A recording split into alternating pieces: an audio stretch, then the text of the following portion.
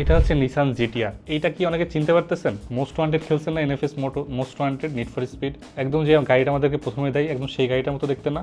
যাই হোক, আমি গাড়ি নিয়ে অতটা এনথুজিয়াস্ট না, আমার তো মনে নাই। এটা হচ্ছে একটা আরসি ড্রিফট গাড়িটা, ফুললি মেটালিক বিল্ডের এবং এটার ওয়েটটা জোস, মানে এত হেভি।